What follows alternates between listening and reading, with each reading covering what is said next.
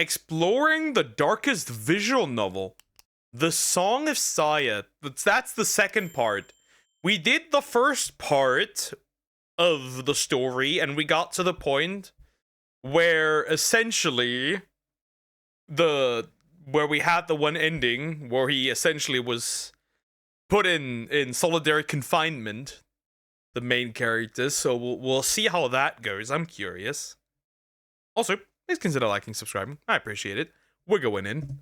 Oh hi, welcome to Hell, aka part 2 of my exploration of the most disturbing visual novel ever written, The Song of Saya. There's no need to yap too much in this intro, so I'll just skip to the necessary warnings. First of all, this is part 2, so if this video just got randomly recommended to you...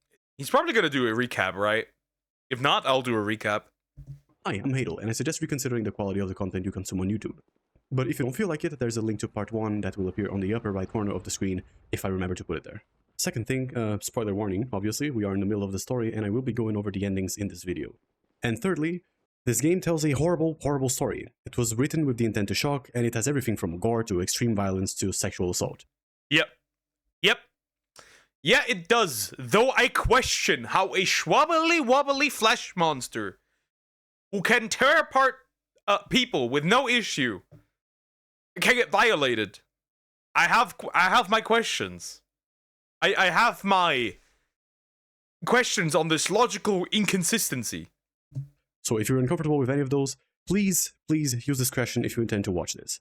Though I tried to make this video funny and I made jokes about even the most fucked up situations, the contents of the story itself are really messed up. From where we left off, Fuminori had just arrived home and saw Saya being assaulted by his neighbor Yosuke. He kills the neighbor and immediately...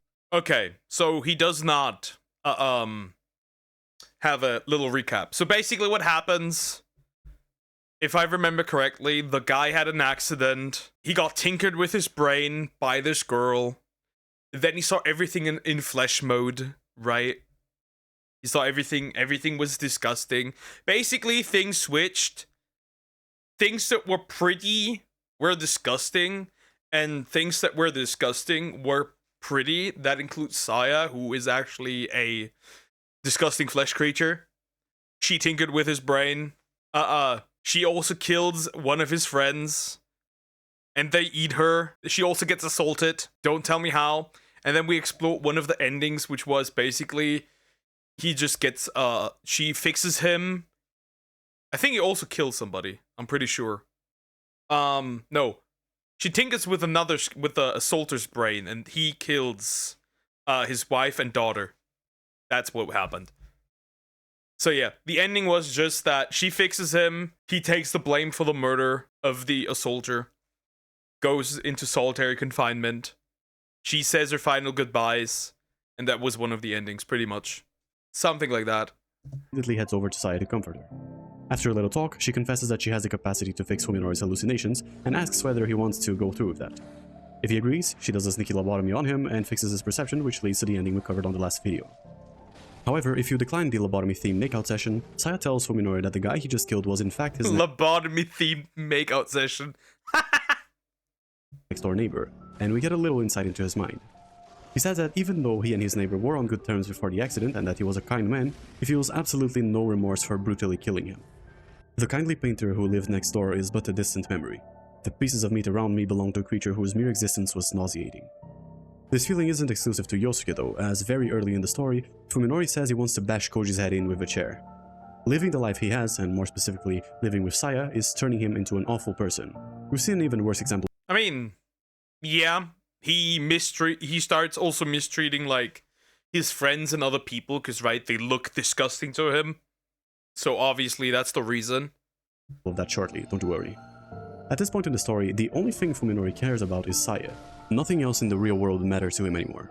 Not his actions, not the people he met, and especially not how much pain he inflicts on them, be it purposeful or not. Can you blame him? Absolutely, both him and Saya are objectively awful people, even if they are the protagonists of the story. But my point here is that, yes, even though their actions are not justifiable, they are understandable. Our senses are the only way with which we... I remember how this big discussion came up now that we're here, about like how monster romance for men, they aren't really monsters, right? They're still human looking. Counter argument right here. Can perceive reality. If you take away your senses, then you're just a grain of conscious floating in the infinite nothing. There is this philosophical postulation that we might be living inside a simulation, but regardless of whether you think this is true or not, I don't think it makes a difference. Things are as they are, and the knowledge of an external factor doesn't really alter anything. Even if I am a bolt-swing brain, my life will continue to be as it is and as it always was, because fundamentally, the information that my senses are giving me remains the same regardless of whether this is real or not. And this is basically what's happening to Fuminori. For all practical purposes, reality is what we can perceive. Knowing some grander truth doesn't alter or invalidate the feelings or pains of an individual. So even though Fuminori knows that the world is completely normal, his very way of experiencing reality is compromised. As a result, he cannot help but act according to the reality that he perceives. Is it right or ethical to do that? No, but it is human. It is a way of minimizing his pain. His complacency is also a way... Obviously, yeah. Fun fact. There is an interesting, I read an interesting study about basically, right, which is interesting, right? It is understanding that Saya did this so somebody could accept her, right? It is understanding. I've read an interesting study how psychologically damaging constant rejection actually is. It's really interesting. So this also just goes to show that it is at least understanding, because in the form that she is, actually, she very likely would experience constant rejection, which is why she did what she did. And obviously, he avoids the reality as he sees it, right? To avoid the damage and pain. Of dealing with it, justifying to himself that it's okay to act the way he's acting. My hands are wet with another man's blood, and yet I am utterly calm. Now I know what I lost in the accident. Saya says that I can take it back, but I know that I cannot. It's gone forever, just like the life of the man called Yosuke Suzumi. This, however, also serves as a moment of realization for him. Hey Saya, no doctor could possibly fix my condition, you know? Fuminori? You can do what no other human is capable of. You're not human, are you? Everything is monstrous and loathsome in my eyes. Everything but Saya. I thought that she was somehow unique. I was wrong. I see her just as I do everything else, as something other than what she truly is. But why should this surprise me? Saya is a part of my world, just as I am a part of hers. It doesn't change what we are to each other. In this scene, Fuminori not only accepts that Saya is probably not entirely human, but also accepts that it doesn't really matter what she is because he loves her regardless. Wholesome? I don't know. The one thing that I can know for sure is that this motherfucker is past the point of being fixed. Anyway, he begins to hack away at Yosuke's entrails to get that yummy meat. Diabolical. Diabolical. Bro is just snacking on the rapist of his girlfriend, essentially. That is crazy. Well, kind of deserved, but kind of not. This is the point when he realizes that the world is flipped in his vision, making pleasant things horrible and vice versa, and says that he should probably dispose of Yosuke's family as well before they go to the police. Little does he know, on a previous visit to the Yogai residence, Fuminori found a couple of photographs of a house that might serve as clues. His next errand would be to go to the location written in the back of the photographs, in the middle of rural Japan, where the doctor could be hiding it. Surprisingly, Saya protests against that, saying that she doesn't really care about her dad anymore and that she prefers if it's just the two of them. Fuminori finds that a little strange, but says that he wants to check it out anyway because he wants to meet Dr. Ogai and find out more about Saya. Even if he doesn't find him there, an isolated house in the middle of a forest could be of use. Before falling asleep, Saya asks Fuminori if he would want to have more friends around, or at least some people he could interact with, to which he says that it would indeed be more fun. But Saya is really all that he needs. She nods and then says she'll... The problem is, like, how would she pull that off? Of course you could tinker with people's brains, but looking at how the dude previously reacted, I don't think that's gonna, to be fair, she's probably gonna tinker on somebody's brain again. I'm assuming that is the case. Also, I wonder if, like, he's actually going to see what she actually looks like. Find something to make him happy.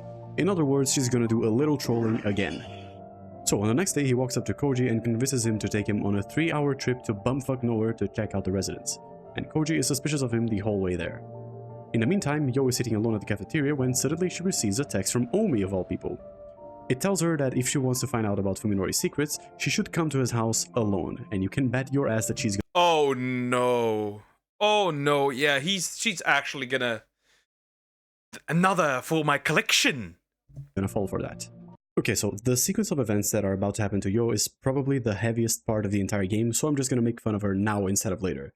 Okay, there are so many red flags here, because like, sure, go into the house of your psychotic ex-friend after receiving a text from a girl who's been missing for a week telling you to come alone. Surely it's just a silly prank, isn't it? Waiter, more clueless women, please. Fucking hell.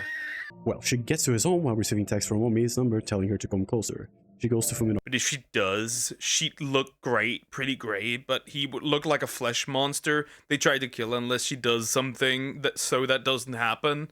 Something's gonna happen here. I don't know what, but something's gonna happen. His room, and Saya does the aforementioned little trolling in a very bad and very graphic scene. This part is... It's a very bad thing.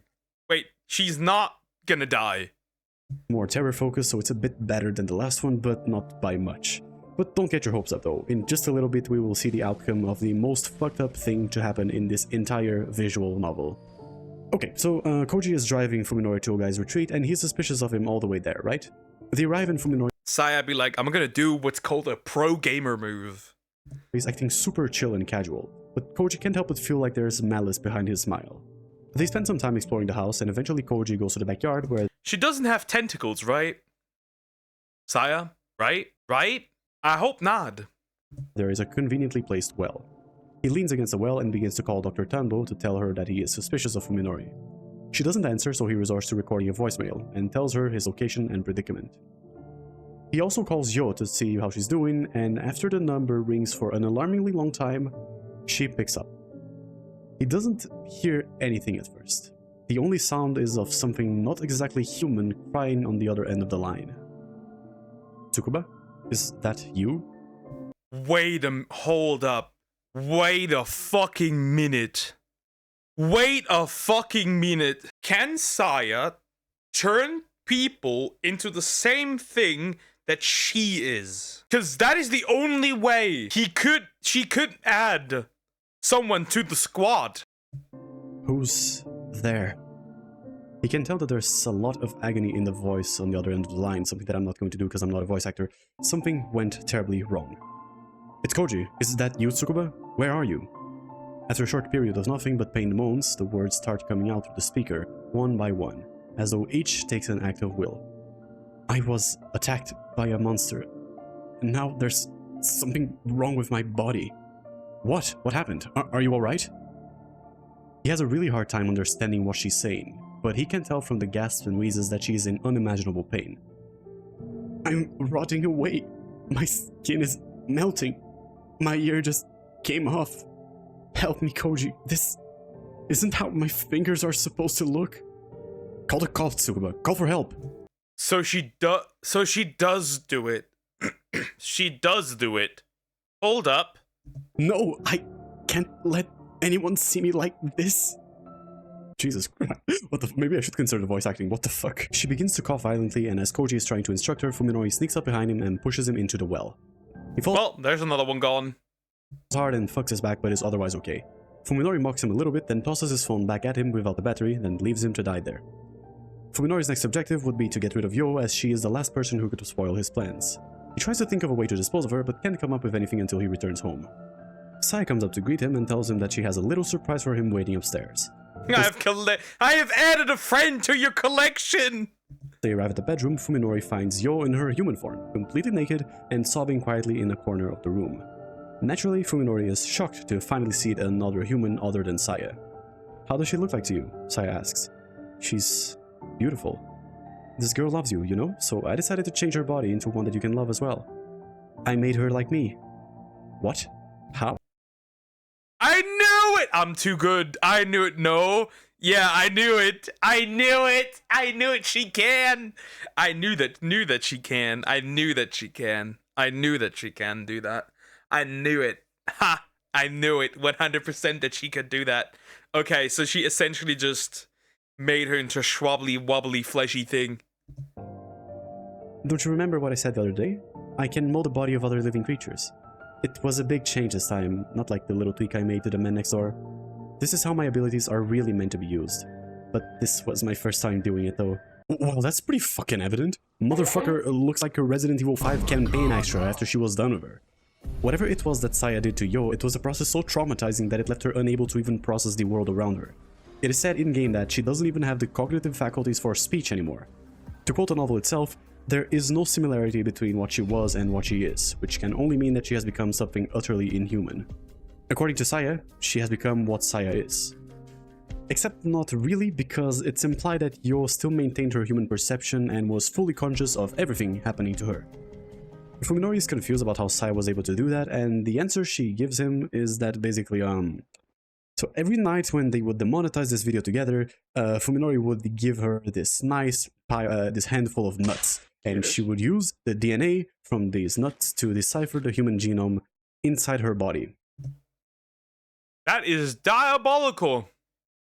That is not. Remember, she looks like disgusting, and they were smashing. Why is she naked? No, I know where this is going. What the? Saya approaches her and Yo tries to crawl away, but she is only able to flail her arms and legs wildly because she doesn't really know how to move her own body. Gee, I wonder why. She can't talk? I guess the change broke her mind a little bit. I mean, it did take a whole 20 hours. She must have suffered a lot. I feel kinda bad. Oh, well, whoopsie. Do you like her? You said you wanted... I feel kinda bad! I feel kinda bad! Not a big deal. I feel kinda bad. Just kinda. Friends and a family, didn't you? This is why I got you this present. Present? Come on, she's not a dog. There's not much difference. Her head is completely empty. Crazy. Bruh, yeah. Yeah, I gotta agree with her on that one. And would you believe me if I told you that this isn't even the most fucked up part about all this? Basically, he's gonna touch her, isn't he? He's gonna do the nasty, isn't he? That's why she's naked.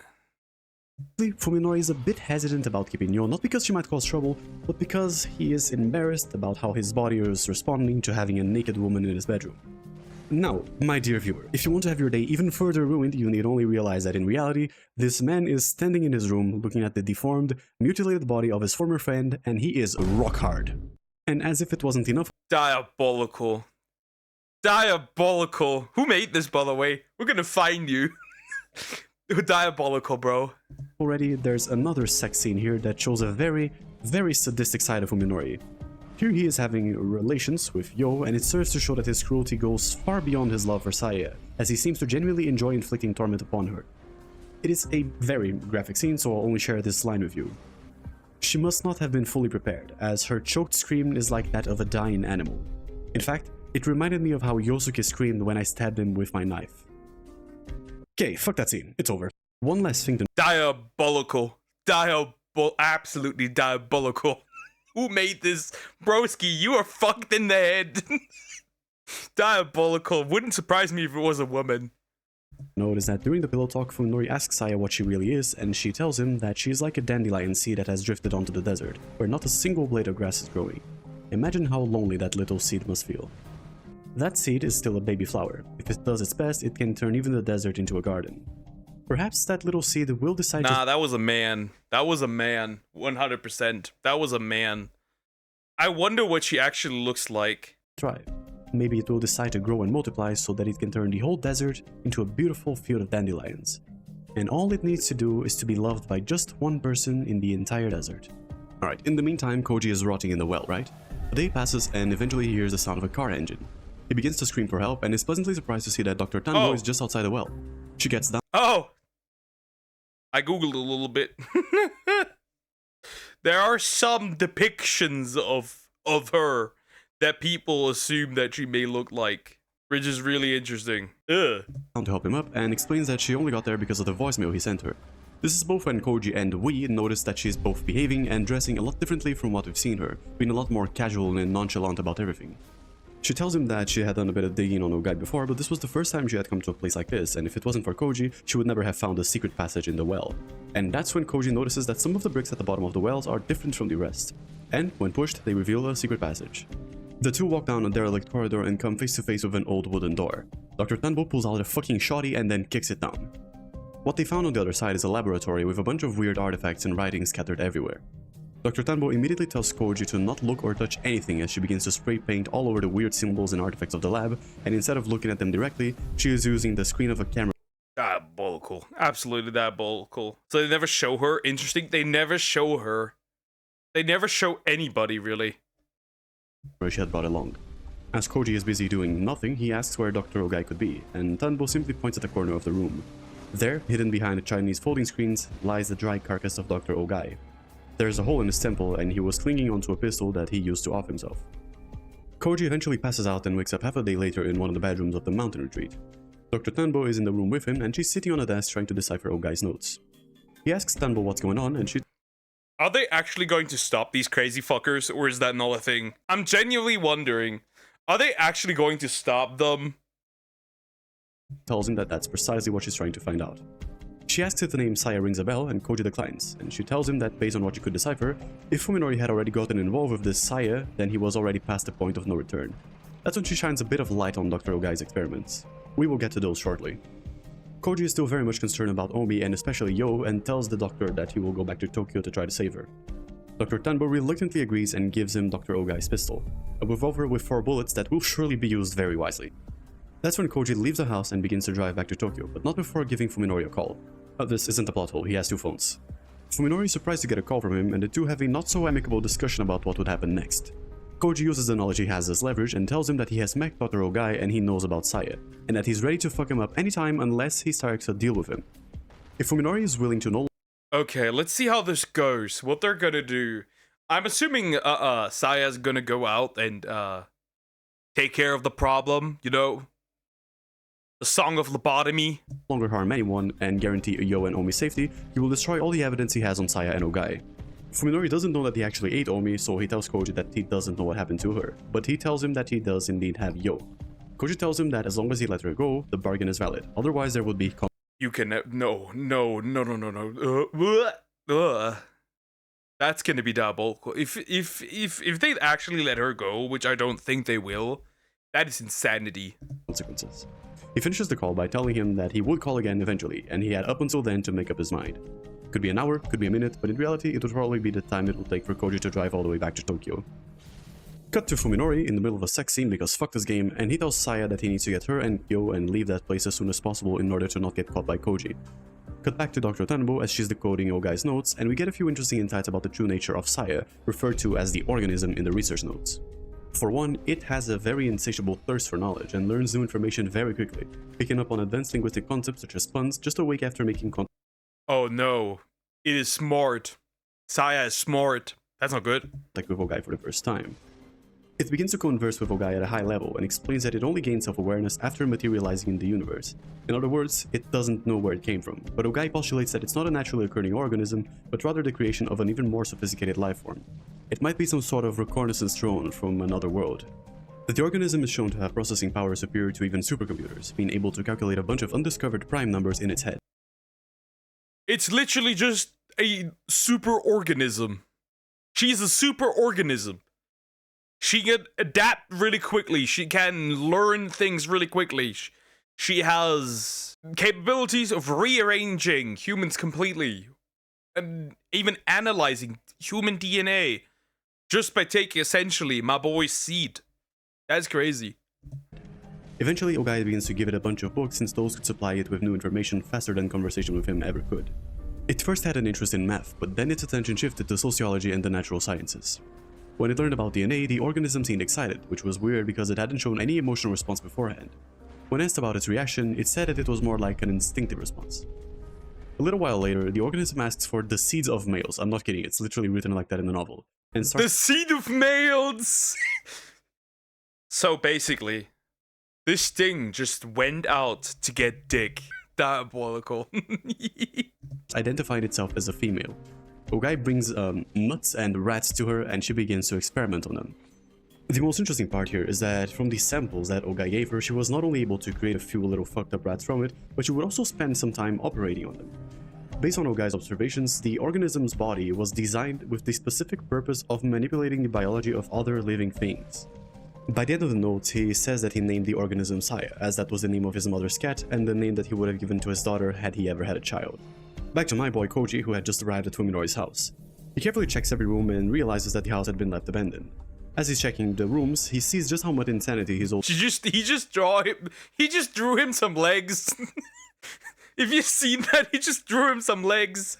friend was hiding beneath the cold exterior. Both the painted living room and the bloodstained sink are pretty good indicators. As his suspicions grow, Koji opens the freezer to see a shit ton of bodies stocked there and realize that Fuminori had been eating them. Among the severed body parts was Omi's hand. While shocked and livid as fuck, Koji decides to make a phone call, either to Fuminori or to Dr. Tanbo. We get to decide, and our decision will lead us to one of two endings. Let's go with Fuminori first, because mentally ill people are objectively fucking hilarious. So they have a call and they agree to meet at Ogai's house in the suburbs to settle things at 7 PM of that day. Now, one thing that is very evident from both perspectives is that they fully intend on— Bro, why do you call him? Why name a flesh monster after the daughter you could have had? Men are weird. Understandably so. I understand the idea though. Anyways, interesting. I'm assuming he's just gonna be added to the collection of homies. killing each other. Koji didn't know this, but Fuminori had escaped to some sanatorium in the middle of the woods, which is very fitting given the mental state of his family. Fuminori begins to plan a way to kill Koji. Since the latter is bigger and stronger, Fuminori needs both heavy ordnance and a strategy. He goes into the city and buys an axe, and once he's back, he begins to plan a way to take down his old friend. And in this scene, two things happen that I feel will be interesting to take note of. First is that Saya suggests that he tests the axe on Yo. A bit fucked up by her part, but the interesting thing is that— Oh. Diabolical. that he says he's reluctant to hurt a human, or more specifically something that he sees as a human, but tells Saya that he has no qualms about killing Koji because he just sees him as a weird fleshy monster. And with Saya herself being a weird fleshy monster, she gets a bit grumpy. The second thing is that as they're planning their strategy, She gets a bit grumpy. What if I try to hunt him down? Oh no. Saya suggests that she could try hunting him since she has experience hunting animals for food. Also, now you can fight and win against a healthy, strong 20-year-old guy even though the middle-aged sedentary man next door gave you trouble like 2 days ago. Fuck this game, dude. They even acknowledge this in the story as Fuminori says that he doesn't want to put Saya in any danger after what happened to their neighbor. I already explained why this is stupid in the first part, so let's not linger here any longer than we need. Eventually Maybe she just has a kink like that. Maybe she just wanted it to happen. Maybe she has a kink like this. they come up with a plan that is not revealed to us, and if we are to follow the rules of storytelling, if a plan is not revealed to the audience, it will probably work. Koji goes to Ogai's house and just waits there until the time comes. Once the clock strikes 7 PM, he gets a call from Fuminori telling him to come over to the sanatorium for the actual confrontation. Koji is suspicious and scared and tired from spending like a day in a well, but he steals himself and drives the short distance to the sanatorium. The moment he gets off the car, he can see that the place is completely fucked up. It's covered in trash and debris and looked as if it had been abandoned for a long time. He's scared shitless, but knows that he has to go through with it regardless. Clutching onto his revolver and flashlight, he steps into the derelict structure. Koji is very careful to check each and every room of the long entrance corridor since Fuminori could be hiding in any of them, just waiting to ambush him, but he isn't anywhere to be seen. He doesn't want to turn on his flashlight since that would mean broadcasting his exact location to Fuminori, so he just stays low-key and as he treads through the corridor halls until he hears the sound of something wet and squishy. He decides to investigate, eventually arriving at a dark I know who he's gonna see. He's gonna see the girl. The other one. The fucked up one. Not Saya. Oh no. sparse room where the noise was seemingly emanating from. Standing in that room, he begins to hear additional sounds, something akin to pain breathing and sobbing. He doesn't want to turn on his flashlight as he feels like doing so would have disastrous consequences, so he simply shouts into the darkness. Who's there? Koji? It was a quiet voice, barely louder than a whisper, but it sounded utterly inhuman. Oh boy. Oh boy. Wow, this is a fucked up visual novel. That's a fucked up visual novel right there. And it was on that moment that he connected the dots. The voice was awfully similar to the one he had heard on the phone call during his trip to the Ogai mountain retreat. It was his friend Yo, or at least whatever was left of her. At that moment he was panicking. The Yo he knew didn't sound like that, didn't smell like that. But then, what could explain it knowing his name? The creature speaks again. Please, Koji, kill me. It hurts. This body always hurts. The creature begins to shamble toward him amidst the pain cries of agony. Koji stands paralyzed and calls her name once again. Is it you, Tsukuba? Is it really you? Let me die. Please, no more. Kill me. He feels something wet at his feet, and against his better judgment, he finally turns on his flashlight. The moment he lays eyes on the slimy creature, Silly creature. I actually wrote this on the script, what the fuck? Clutching at his feet, Dread overwhelms him. Terror wipes his mind of all but two words: gun and trigger. Instincts override all rationality, and Koji fucking blasts Yo with every round he had on his revolver. Every single one of them hits, but other than splashing filthy goo on him, she didn't seem to take too much damage. That's not to say it didn't hurt. Saya had said that both Yo's body and her own are very resilient, but the pain is real. Koji keeps pulling the trigger long after he runs out of ammunition and eventually falls to the ground. Yo crawls on top of him and repeatedly screams and begs for him to kill her. Well, that's real art, buddy. He feels around the floor to see if he can get anything that could resemble a weapon and finds a rusty old pipe. Without a second thought, he begins to bash the creature repeatedly, again and again and again. Parts of it fly off, but it keeps moving and clutching onto him. He keeps bashing 10, 20, 30 times. It stops moving at some point, but he keeps beating it until it's nothing more than a puddle of warm, viscous liquid. And that's the exact moment when Fuminori appears behind him and swings at him with the Axibot. Koji narrowly dodges and is slightly stunned to see the mocking smile in Fuminori's face. But after seeing the thing that Yo had become, pretty much nothing else could impress him anymore. He immediately swings his pipe at Fuminori, who quickly backstabs and proceeds to shit-talk him for a little bit. And then the two actually begin to duke it out in a fight scene that unironically goes insanely hard. Koji's having quite an easy time with Fuminori despite being at a... Yeah, I'm seeing Koji. I'm seeing Fuminori not dying. I'm seeing Koji dying. Koji is dying 100%. My man with the pipe is going. significant disadvantage. Bro ended up breaking two of Fuminori's ribs and leaving him pretty much completely at his mercy. And after all the shit that he went through, there would be no hesitation. But we did pick the mentally ill route, didn't we? This is when Saya appears. Obviously Saya, right? So it doesn't matter. Still gonna die. And restrains Koji with a bunch of slimy appendages. Initially he thinks it's Yo that's still alive, but that's when Fuminori tells him the truth. Simply imagining what the thing restraining him would look like is already enough to drive him insane. And his desperate scream is cut off as Saya shoves a tentacle down his windpipe and fucking snaps his neck easily, despite having trouble doing that with a middle-aged man like 2 days ago. Koji falls down like a sack of bricks and with an expression of petrified terror as Saya begins to feast on his body. Fuminori simply stays there, watching as he processes the pains of his wounds, and he struggles to retain consciousness, until the moment that Saya flops to the side and begins to tremble. It's not a cute tremble like yippee food, but it's a more agonizing tremble. She's very clearly in pain. Fuminori immediately gets up and rushes over to cradle her body. She was pale and drenched in sweat, so his first theory was that eating Koji might have poisoned her. Maybe it was something else, but whatever was happening, it probably was really bad for her. Given everything that Fuminori had done, losing Saya is quite literally the worst thing that could happen to him in that moment, but Saya tries to comfort him. I'm sorry, Fuminori. I'm fine, really. I never thought that it would come so soon. Don't be She's dying, isn't she not? She might be dying. afraid. Remember what I said? This is our only hope. What are you talking about? I don't understand. Stay with me, Saya. I did it. I decided to do my best. After all, you said that I was pretty. Stop this, please. Whatever you're doing, I don't want to see you suffer. Don't be like that. Please understand. They are going to be born. Our children. Oh no! Diabolical. That's why she was collecting nut. Buh. Whatever they're gonna look like. Ugh. What the fuck, what the fuck, what the fuck? Thousands of emotions flood Fuminori's mind as Saya asks for him to take her outside, to somewhere under the sky. Fuminori complies and carries her out of the sanatorium while doing his best both to suppress his tears and the pain of broken ribs. He feels like he doesn't have the right to cry, both because he doesn't want Saya to see him that way, and because she was probably enduring a lot more pain than he was. And there, under the moonlit sky, he cradles Saya as they speak their last words to each other. Saya tells him that this was her final and greatest gift to him. Fuminori, to you who love me, I give this planet. This world will be beautiful. A world just for us. Her back suddenly shifts and bulges outward, and to use the exact same words used in-game, Saya blooms. Flower petals spread from her back. What the actual fuck? Oh, why are you so happy? Stop! Stop! Yeah, but that's not what it's gonna look like. That's not what it's supposed to look like. I don't know what she actually looks like. Also, children, what does that mean? Is that the world ending? Like butterfly wings. Is this goodbye? No, it's not goodbye. It's the beginning. The beginning of our world. Radiant motes rise on the wind, painting rivers of light in the frozen winter sky. It's beautiful. Overwhelmingly, painfully beautiful. The shining seeds of life are released into this vast and fertile land. It is boundless healing. It is an eternal blessing. We shall fill this world with our joy. Now we'll be together forever, won't we?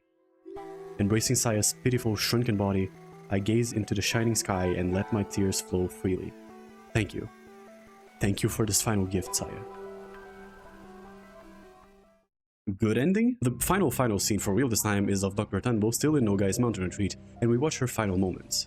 She survived there for a couple of weeks and kept herself entertained by decoding and organizing. Oh, fleshy world! So it did happen. Okay, so it did happen. So it did happen that way. Interesting. All of Ogai's research notes.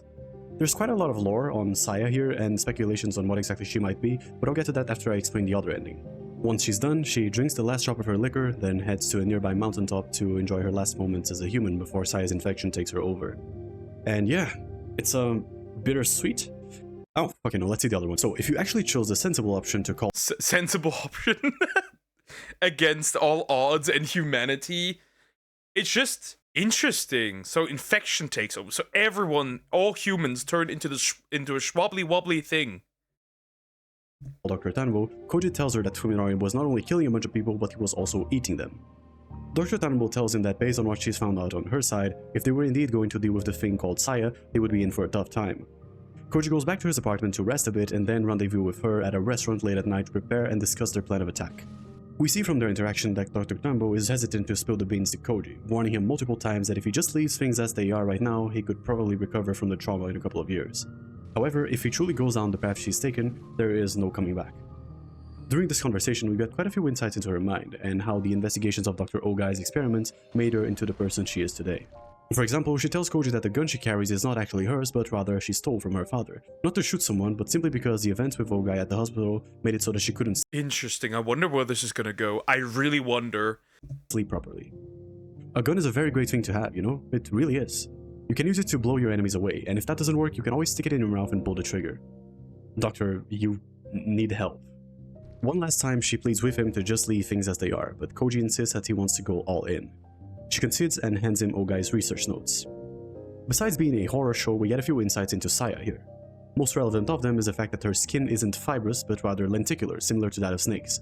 It's highly resistant to cuts and piercing damage, and can expand and contract omnidirectionally, meaning that almost any laceration would close instantly. Koji skims through the research and initially thinks that it's a draft to... So she even has regenerative abilities. Interesting. Which means lacerations, like even cutting damage, cutting her wouldn't really do anything. And the only thing, she's probably more durable than the other girls, so the only thing that would work is probably blunt force. Started by telling me to rub it in my face. Interesting. Some horror novel. Even seeing all the things written there and seeing how vehemently Dr. Tanbo claims them to be truth, he's still kinda skeptical. It made a lot more sense to believe that the brain damage sustained by Fuminori during the accident made him to become some sort of homicidal cannibal. But regardless of which version of the story was true, he was absolutely determined to kill Fuminori. That was his only goal, and if facing the abyss Dr. Tanbo was presenting to him was the only way to do it, then he would be more than willing to go through with it. Dr. Tanbo smiles, then presents him the secret weapon to deal with the creature. She produces a thermos from her bag and tells him that while he's taking care of Fuminori, she'll deal with Saya. And so, Koji calls Fuminori and tells him that he's ready for the confrontation. On that night, one of them would die. Koji goes with Dr. Tanbo to his car, and she hides in the trunk, then heads over to the location Fuminori gave him. The only thing is that Fuminori fucks around with Koji a little bit by sending him to the wrong location a bunch of times, but by the fourth time he arrives at the sanatorium.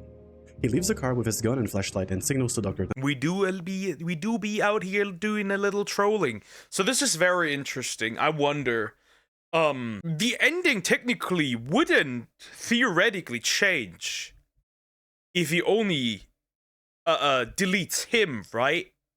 He needs to delete Saya for this to properly work. Otherwise, this is gonna be a bit difficult. I'm assuming, right? Doctor dies, maybe, I don't know. It's difficult because she already is essentially pregnant, right? If you want to call it that. So he's gonna spread it regardless, right? Unless like she pulls like a Romeo and Juliet and just takes herself out. But otherwise the ending would probably still be the same. Unless Saya dies. That's the only option really there is. And that they are at the right place. Then he heads inside. Okay, so here the events play out in pretty much the exact same way they did on the other ending up until the point when he's fighting Fuminori. Koji gets the upper hand on him, Fuminori gets knocked to the floor, but then Saya shows up and restrains him with a bunch of tentacles. At this moment, Dr. Tanbo rushes down the corridor and shoots Saya, making her let go of Koji. In one swift motion, she tosses the thermos over to Koji and instructs him to spill its contents onto Saya. As she's on the floor writhing in agony from the shot, he unscrews the lid and pours liquid nitrogen onto the fucked up flesh thing at his feet. He can tell that it's effective as it begins to scream in immense pain. Naturally, Fuminori is mega pissed off, so he immediately rushes over to Dr. Tanbo with his axe. Mind you that she still has another round loaded in her shoddy, but wouldn't it be funny if her gun jammed here? It would, and it did. As she's trying to unjam her gun, Fuminori cleaves down her shoulder and ribs and the axe lands in the middle of her chest. But in those last seconds of life she still had left in her, she managed to load another. So the doctor dies. You are correct. The doctor dies. She gets the axe into her chest and still blows the shit out of him. Round. She aimed her gun not at Fuminori, but at Saya. She pulls the trigger, and half of Saya's body is deleted into a frozen red mist. Organs and foul-smelling fat begins to spill forth from the open side of her body as she collapses onto the floor. Even with her advanced regeneration, this wound is too grave to heal. Fuminori watches as the only thing he loved, the only thing that kept him in this world, is brutally executed. His manic expression loses all color, as does his purpose. Slowly, almost like a machine, he removes the axe from Dr. Tanbo's body and turns its head toward him. The weapon describes an arc through the air that cleaves Fuminori right in the middle of his face. It sinks about an inch, but it isn't enough to end him. He pulls the weapon out again, and with the last ounces of his strength, he repeats the movement. He falls face first into the floor. Good ending? The last scene for real this time is of Koji on his apartment as he's waking up from a nightmare. The events of that night left him traumatized beyond repair, and even though he was being heavily medicated, he was still suffering from some heavy side effects. He goes over to the living room to smoke his 20th cigarette of the last 24 hours, and he hallucinates Dr. Tanbo drinking coffee at the dinner table. She's deathly pale, and her left arm hangs loosely from her split shoulder. So, yeah, she died. She died, okay. What about her babies? Not happening because, well, they probably got eradicated with it. So, not happening, okay. We have technically two good we have one good ending for the protagonist, and we have one good ending for humanity. Pick your poison at this point. The two talk for a bit, and we find out that he kept Ogai's revolver and bought one single bullet to go with it. One bullet to promise him salvation in case he ever finds himself sinking deeper into the abyss. Alright, before we wrap this up, I did tell you that the Call Fuminori ending gave a few insights into what Saya was. And indeed, while we can't tell for sure what she really is, Ogai's notes gives us a pretty good idea. So, according to his notes, Saya is essentially an extra-dimensional reconnaissance drone that basically flies over to various different fertile worlds to do what life always does: survive and reproduce. And her strategy for doing so is basically hijacking. So she's just an eater of worlds, essentially. She just consumes worlds. Hi, Jacob. How you doing? Hope you're doing good.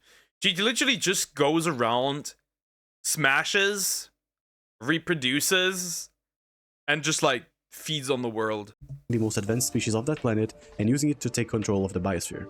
This basically refers to how Saya wanted to learn a lot about humans and Earth so that she could properly devise a strategy for taking it over.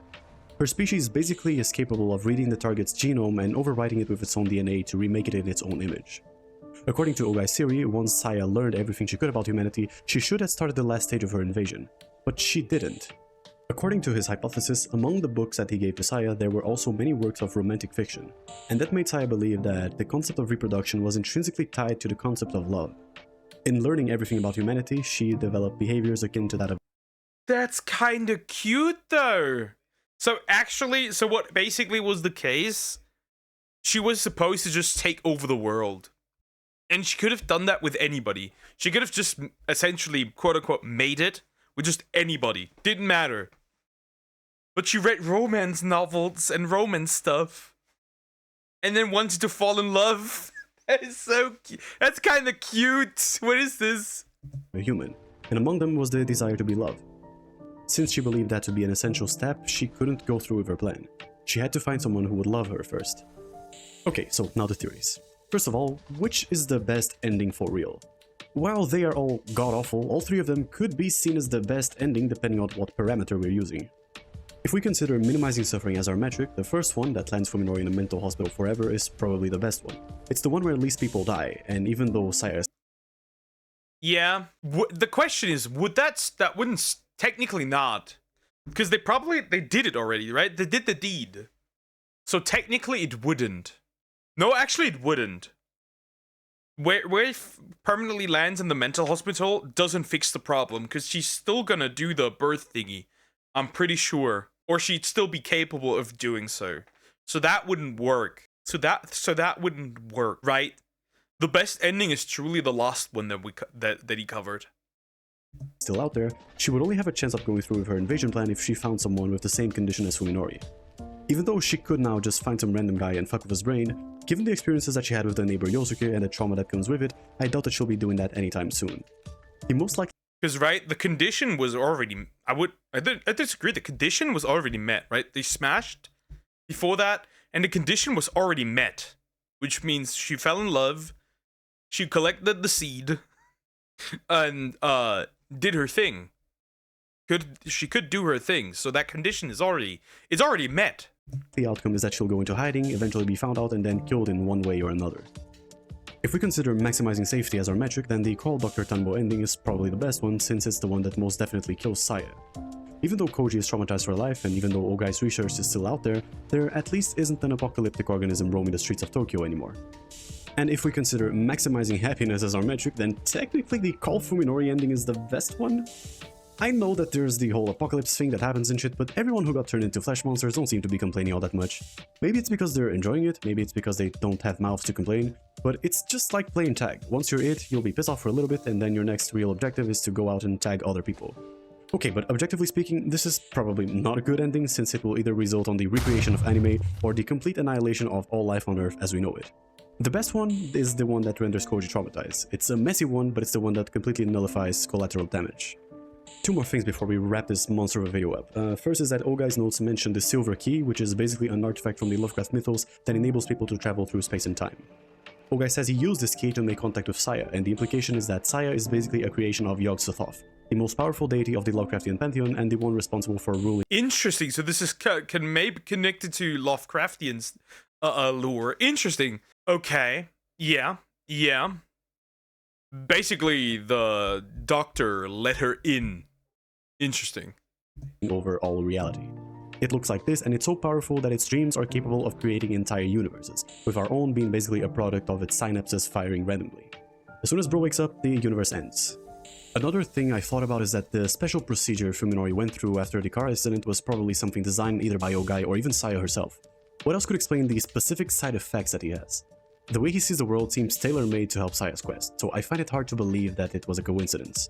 And finally, a question that people asked me while I was making this video is that, what's the point? Why make something so dark and depraved? Why tell a story so imbued with suffering and awful things? The best answer that I had to give is because of curiosity. Morbid curiosity. It's one of the most central aspects of the human condition. I mean, you never know, right? The author probably had some vision and story to tell, and had an idea that he wanted to go through. I mean, there's quite a few disturbing manga and other stuff out there, so I'm not really surprised. And like it or not, we are fascinated by horrible things. Sometimes because it's fun, sometimes because it's awful, but primarily because satiating it is a way to gain information about an event without necessarily putting yourself in danger. Ever noticed how almost every piece of media, be it games or movies or whatever, contains violence in it? The desire to learn about those stories don't make you sick or depraved, it's just a part of the human experience, and it shows up every now and then. You only become depraved when you're actually trying to create or recreate the morbid situations you're curious about. But yeah, that's about it. Thank you for sticking with me through this fucking mess. If you need a palette cleanser after this one, I'll leave the r/ibleach subreddit linked in the description. I'm not even gonna bother putting a funny bit in this end part because I am very tired. Thank you so much for sticking with me through this. As a small YouTuber, every second that you spend watching my videos means a lot to me. So yeah, no, that's about it. Take care, guys. Okay, that was very interesting. That was the part 2. I usually don't like game deep dives, but this is just so endearing. It's amusing. Well, you can't call it a game, but technically it's just like essentially just a picture book. It's a playable book, essentially, or playable novel. So there's that. Interesting. Well, that was part 2 of the Song of Saya, and it was just as insane as I thought it would be. It's interesting. So yeah, realistically, the last ending is the best one where Koji gets traumatized. Realistically, it just is. Because ending 1 leaves maybe It leaves open the chance of Saya doing it again. But it also leaves open the chance, because technically she achieved what she wanted, which was that somebody loves her. She could just go through with her spreading her babies, right? And ending 2 is just for the love of the game. Saya no Uta ends here. Yeah. Ending 2 is just for the love of the game. Maximize happiness. The question is, what would happen? We didn't even discover what would happen to Fuminori, because, well, if every other human turns into a flesh monster, that means Fuminori would turn into a flesh monster too. Nobody survives. Anyways, interesting. Like, comment, and subscribe.